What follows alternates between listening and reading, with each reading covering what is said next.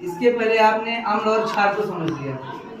अम्ल और क्षार को कैसे पहचाने थे आप? लिटमस पेपर की मदद से कि कौन सा पदार्थ अम्ल है और कौन सा पदार्थ क्षार है। लेकिन अब हम सोचते हैं हम लोग जो भी पदार्थ अम्ल है तो हम लोग तो दही भी है ना, HCl भी है, सल्फ्यूरिक एसिड भी है, तो हम बहुत सारे हैं। तो उसमें से कौन सबसे ज्यादा प्रबल अम्ल है, कौन दुर्बल अम्ल है, या कौन प्रबल क्षार है, दुर्बल क्षार है, यानी स्ट्रॉन्ग उसका चेक करना कि कौन स्ट्रॉन्ग ज्यादा एसिड है कि कौन बेस है। तो उसके लिए एक वैज्ञानिक थे जिनका नाम था SP सोरेनसन। उन्होंने एक पैमाना दिया था, pH पैमाना।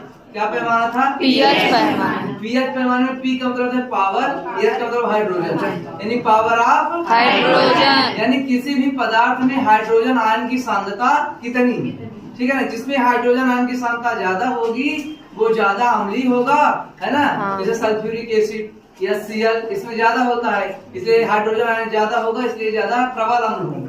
कैसे होंगे? अगर हम एक एक करके चेक करें, देखिए बीच में जो हमारे रखे रहेंगे नॉर्मल वाटर। अब सबका pH मान आपको बताएगा क्योंकि pH पैमाना है ना। pH पैमाना कहाँ से कहाँ होता है? 0 से 14, 14 के बीच में, 0 to 14, 0 to 7 ये बताएगा अम्ल को, और 7 से ऊपर चला जाएगा उसको बताएगा क्षार। अगर 7 रहेगा तो न्यूट्रल रहेगा, यानी उदासीन। पीने का पानी अगर शुद्ध हो तो उसका कितना आता है? 7, और 7 से ऊपर जाओगे तो क्षार, और 7 से कम आओगे तो जैसे सबसे पहले टमाटर में एक अम्ल पाया जाता है ऑक्जेलिक अम्ल। कौन सा अम्ल? ऑक्जेलिक। आप इसको जैसे ही चालू करते हैं, चालू है, अब देखिए ये टमाटर हो गया।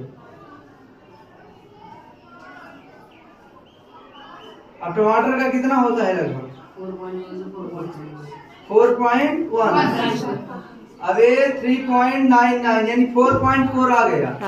4.4 देखो, अब यहाँ तक देखोगे इसमें हल्का पानी की मात्रा आप लोग कर दिए थे, तो 4 आपको दिख रहा होगा। पॉइंट की वैल्यू इंक्रीज डिक्रीज दोनों होती रहेगी। 4 दिख रहा है ना। अब क्या है, पानी भी हम लोग मिला देते हैं तो थोड़ा उदासीन होने लगता है, समझ गए ना।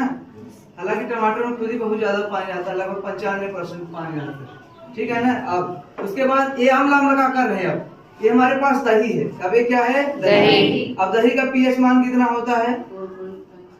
4.5 से 5.5। तो देखोगे अब इसमें जब ये जाएगा इसके अंदर, अभी 3.47 तक जा रहा है।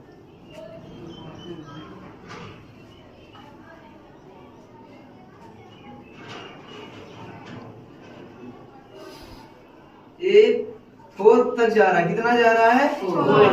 3.54 मतलब हो गया